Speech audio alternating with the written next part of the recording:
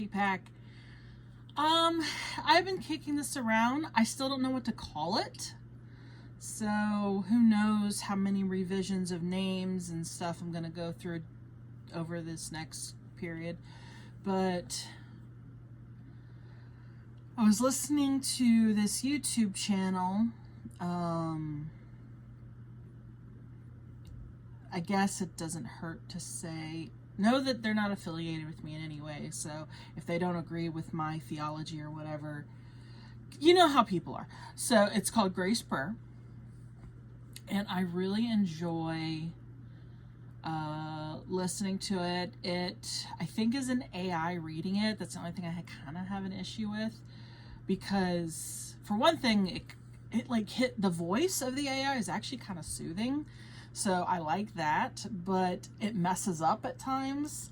And sometimes the punctuation isn't, you know, but other than that, it's really good. And if you just tune out your preferences, turn out your judgments, and just listen to the content of the word that's being given.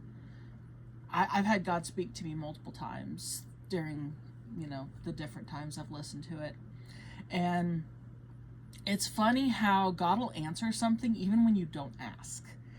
I've had this nagging thought in the back of my head for a long time, that how do you justify what God did in the Old Testament and how he supposedly never changes, but now he's all love and peace and stuff. And everyone says, well, he's still just as angry and just as like, oh no, it was not an anger thing. Like, there's times in the Bible it says that God had anger, but he wasn't always angry. That's not. So while I'm listening to it, it's like it just dropped in my spirit, as the old Christianese would say. It just like hit me like, ah.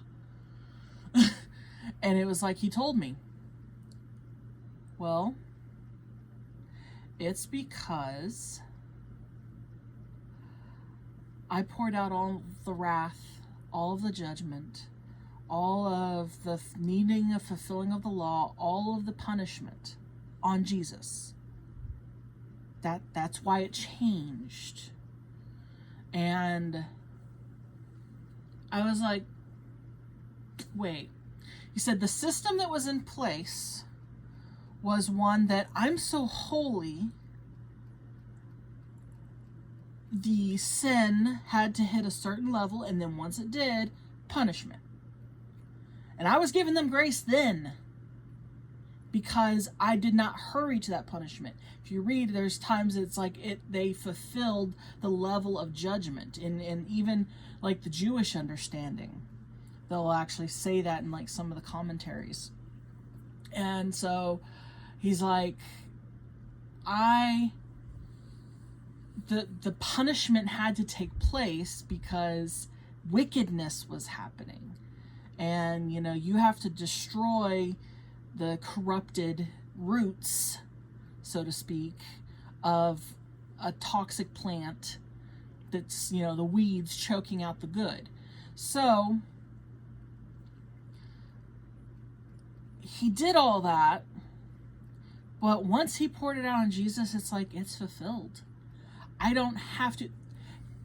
Do we ever wonder why he doesn't just rain down fire and brimstone on some things like he did in Sodom and Gomorrah? I'm picking that because it's the only one I could think of. Well, Jesus is the answer. And every sin, past, present, and future, has been paid for at the cross. It is not your sin that sends you to hell. I don't care what you were taught. I don't care what you feel. Scripture makes that clear. If Jesus did not pay for all sin in all time, then his death on the cross was pointless. The point of the cross was to bridge the connection. Sin is what disconnects us from God. Sin, it's like he's so holy, if sin gets too close, it burns up and dies. And God's like, well, I love you, so I'm going to keep a distance. But I'm going to come down when the sin gets too bad. And then Jesus is like, hey, I'm covering this with my blood. Now they have like 48 billion sunblock.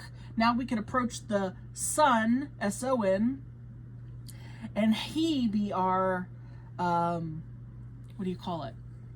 Intermediary, I think that was the word. And he bridges that connection to God.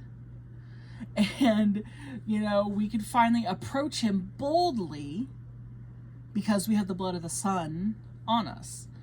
And I was just like, oh, that's insane. So that's it. That's it. Just, I don't know what to call any of this. It's just, you know, biblical study drops. I don't know.